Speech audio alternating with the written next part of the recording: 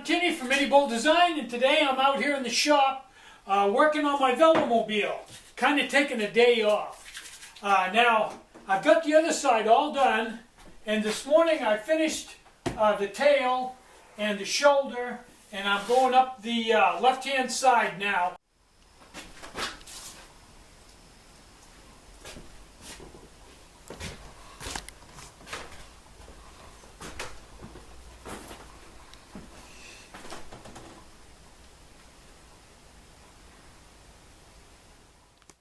All I have left is this area right here, and I'll probably finish that, I don't know, a couple days. I'm a little tired from doing this right now. This was real labor intensive right through here, but only had to do it once, so that's all done. I did go out this morning before it warmed up. It was kind of cold out here. It's really too cold to work on the Velomobile, and I really didn't want to start a fire in the stove.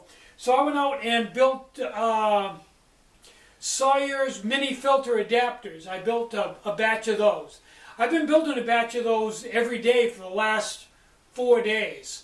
A batch of about 10 a day. It seemed to be a real hot item. Now, let's go out in the factory and I'll show you what I've learned today about my maybe stove. Now, I spent some time out here today playing with a maybe stove. Oh, I don't know, a couple hours. And I was running it this morning while I was building Sawyer's adapters. So I probably got, I don't know, 4 hours today of just running it, playing with it. And I learned something. I found out that if you take the wick on the inside, most of them, the wick is pretty much level with the top of the outside wall. Just for the heck of it, I took it out and trimmed it down so it was level with the inside wall and actually down quite a bit lower than the outside wall. And when I put it in, I put the seam on the opposite side from the fuel intake. And completely different stove. Different burn rate, different characteristics, everything. Kind of a fun experiment. And I think that is not a bad thing to do. I think it improved the way it burns. It's not as hot, but it's a lot more controllable and a lot smoother running stove. So, you know, if you've got some time, you're not doing it and you want to goof around, only takes a minute. Now, I sent out a fairly big piece of carbon felt with the last batch of stoves, but if you've got one and you don't have any carbon felt, email me and I'll send you a piece so you can play around with different wick configurations, because different wicks do make a huge difference in this. Now, somebody emailed me and said that their Walmart heat was not as good as some they got somewhere else, that it appeared to have water in it. And I've been watching this, and I believe that mine has some water in it too.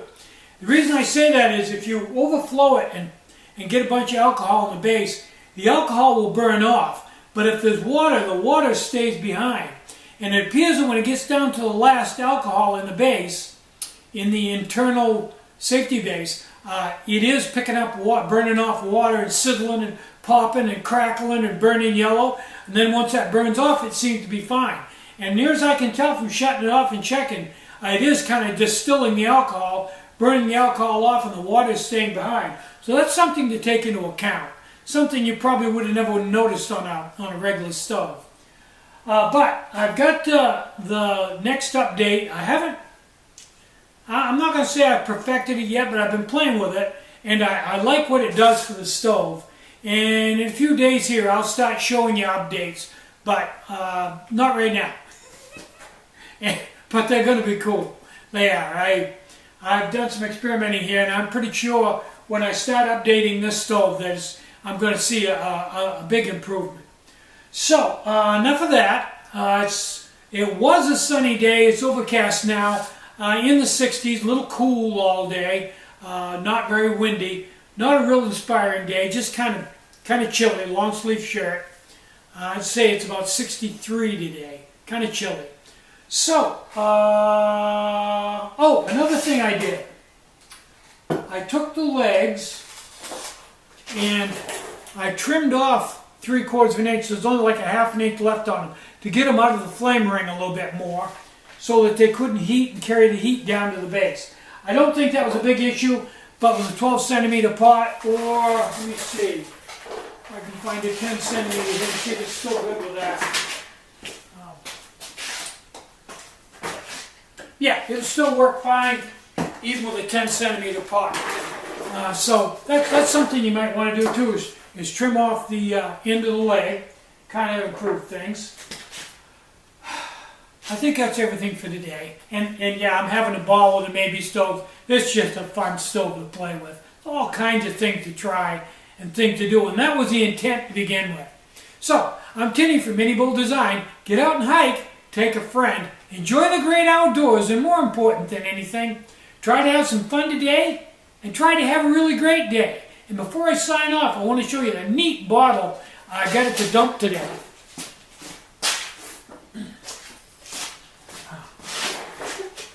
Green glass. It's got, I think iron makes it green. This is handmade. You can see the imperfections. You can see the imperfections in the mold where they filed it. And it's a 2-piece mold. It's got bubbles in it and everything else. I'd really like to know, it's made for a cork. I'd really like to know what came in this bottle and what age it is. All it says on the bottom is 8. And I'm guessing that's a number 8. That's it. Cool. That's going in my bottle collection. Bye-bye.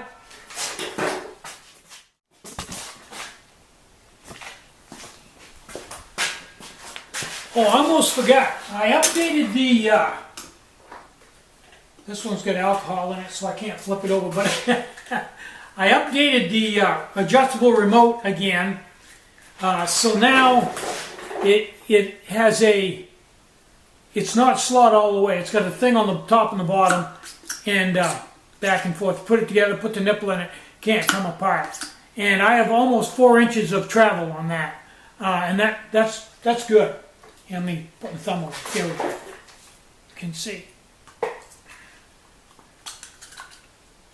Yeah. All the ones I'll be sending out now will be like this. I've already sent out the last 4 that were ordered were like this.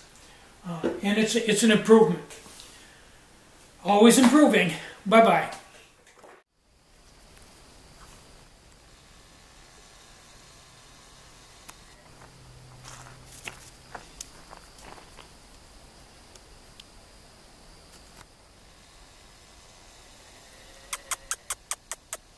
Yeah, right over in the catnip patch.